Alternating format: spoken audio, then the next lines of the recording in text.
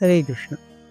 हमने देखा किस प्रकार से दुर्योधन और धृतराष्ट्र के मन में पांडवों के प्रति छल और कपट करने की जो बहुत ही गूढ़ इच्छा थी वह बलवती हो रही थी। बेटे ने भी समझ लिया था कि बाप भी यही चाहता है, बाप भी जानते थे कि बेटा भी यही चाहता है।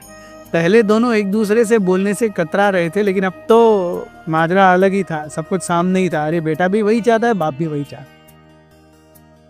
आने वाले दिनों में दुर्योधन और धृतराष्ट्र ने बहुत प्रचुर मात्रा में हस्तिनापुर के निवासियों को बहुत धन, उपाधियां, अन्न बहुत प्रचुर मात्रा में बांटा। हर जगह उनका गुणगान होने लगा।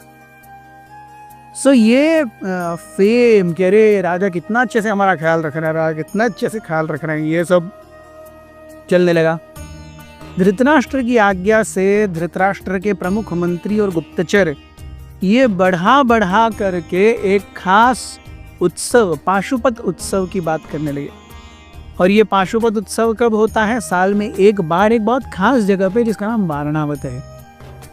सो पाशुपत उत्सव के लिए जाना चाहिए। पाशुपत उत्सव जिसने देखा है उसका जीवन धन्य हो गया। यहाँ त्या होकर के बहुत बढ़ाई चढ़ाई होने लगी और हर जगह पे हवा फैल गई।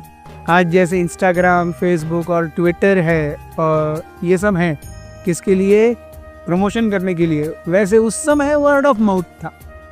तो जिस भी चीज़ की हवा बनानी है, राजा या कोई बड़ा धनाढ्य व्यक्ति अपने गुप्तचरों को फुसफुस करने के लिए बोल देता था। वो लोगों में जा करके यही बात बताते थे और हर जगह में यही रेट चलता है, ऐसा हो गया, ऐसा हो गया। उड़ती उड़ती खबर युधिष्ठिर और पांडवों के ऊपर भी पड़ी और वो भी बहुत ये हो गए, अरे वाह, तो वारणावत जाना चाहिए।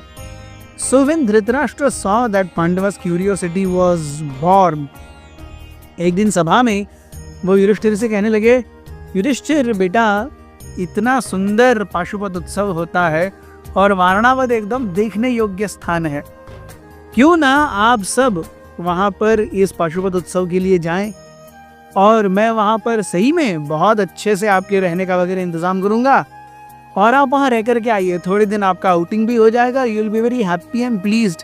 वहाँ के लोग भी राज पुत्रों को देख करके अत्यंत खुश होंगे।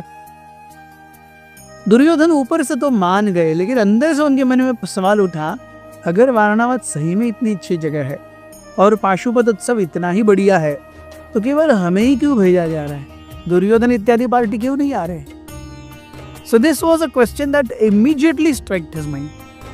लेकिन वो सोचे अब ताऊ जी से या चाचा जी से क्या बात करना, वो ज्यादा बोलने जैसा हो जाएगा। He kept quiet. He said yes, yes, yes. He also showed as if he was very, very happy.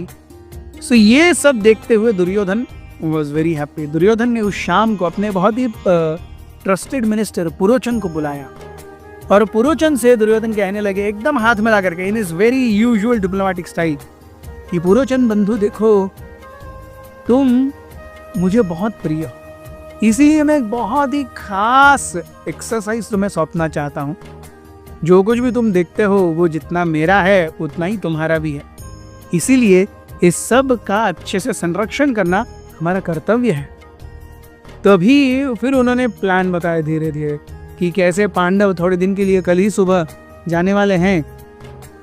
तो मैं चाहता हूँ कि आप उनसे पहले वारणावत जाओ और वारणावत जा करके एक ऐसा घर तैयार करो जो लाख से बना हो, लाख।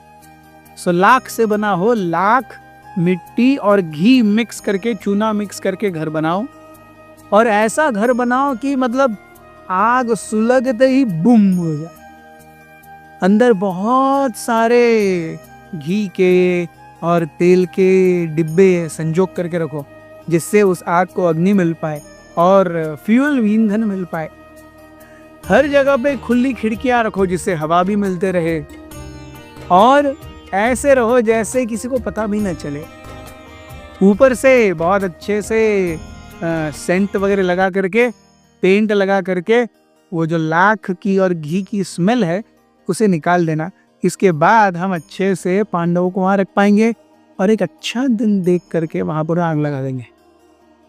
पुरोचन ये देख करके ऐसा रह गया। दुर्योधन ने पुरोचन के मुंह पे हाथ रखा, देखो ये कार्य बहुत ही महत्वपूर्ण है ये जितना महत्वपूर्ण है उतना ही सीक्रेट भी है। तुम मेरे भाई जैसे हो, इसीलिए मैं केवल तुम्हें बता रहा हूं और किसी को इसकी कानो कान खबर न चले। समझ में आ गया ना? अगर ये प्लान सक्सेसफुल हो गया तो जितना धन मुझे उन नालायक पांडवों को देना चाहिए था उसका आधा धन मैं तुम्हें दे दूंगा। पुरोचन की आंखें और जीभ उसके मुंह से बाहर आ गए। पुरोचन लोभ के कारण ये कार्य करने के लिए तैयार हो गया। दूसरे ही दिन सुबह सुबह दुर्योधन ने तुरंत पुरोचन को अपने कुछ खास मिनिस्टर्स और गवंडी कामगारों के साथ में भेज दिया वारणावत कि वो घर का निर्माण शुरू कर सके। अच्छा महल बनाया गया। कुछ समय के बाद में पांडवों को रोक दिया गया थोड़े समय के लिए कि आप ये मुहूर्त अच्छा नहीं है, आप थोड़े समय के बाद जाओ। Yudhishthir could sense something is conspiring, definitely something is there, but he waited. कुछ समय के बाद में लगभग 1 महीने के बाद दुर्योधन को बोला गया आप जाइए, अभी मुहूर्त अच्छा है। तो दुर्योधन युधिष्ठिर को कहा गया कि आप जाइए, मुहूर्त अच्छा है। युधिष्ठिर वाज ऑलवेज कॉन्शियस ये क्या हो रहा है। तो क्योंकि युधिष्ठिर और पांडव और कुंती सब जा रहे थे तो सारे हस्तिनापुर की प्रजा आ गई और वो सब दुर्योधन और धृतराष्ट्र को बहुत अच्छे से जानते थे। देखिए हम कौन हैं ये सत्य किसी से भी छुपा नहीं है। Everyone knows who we are, how we are. Yes, सामने से हमको हर कोई नमस्ते जी, हरे कृष्णा जी करते रहेंगे, but in their heart everyone knows how I am and how we everyone of us individually. ये पब्लिक है, ये सब जानती है। धृतराष्ट्र और दुर्योधन को भी पब्लिक बहुत अच्छे से जानती थी। उनके बीच में घुसुर फुसुर होने लगी। अरे देखिए, निश्चित रूप से दुर्योधन के एडवाइस पे धृतराष्ट्र पांडवों को अकेले भेज रहा है, मतलब उनके जीवन को खतरा है, ऐसे घुसुर फुसुर होने लगी। युधिष्ठिर ने तुरंत कहा कि देखिए धृतराष्ट्र मेरे पिता समान है, संपूर्ण हस्तिनापुर के राजा के रूप में कार्य कर रहे हैं और मैं उनके आदेशों का पालन कर रहा हूँ। आपको अपने मन में इस प्रकार के शक रहने की या गुंजाइश या प्रश्न रहने की कोई आवश्यकता नहीं है। हम निश्चित रूप से बहुत जल्दी आ जाएंगे। पांडवों को हस्तिनापुर की वेश्या तक छोड़ने के लिए विदुर और भीष्म वगैरह भी गए थे। विदुर ने एक युधिष्ठिर इत्यादि को टाटा बाय बाय किया, लेकिन जाते हुए एक बहुत ही क्रिप्टिक मैसेज भी कहा। वो मैसेज सुन करके युधिष्ठिर को पक्का पता चल गया कि क्या होने वाला है वारणावत में। ये मैसेज क्या था और इसके बाद युधिष्ठिर और पांडवों ने क्या किया, ये हम देखेंगे अगले हफ्ते। हरे कृष्ण। अथ श्री महाभारत कथा।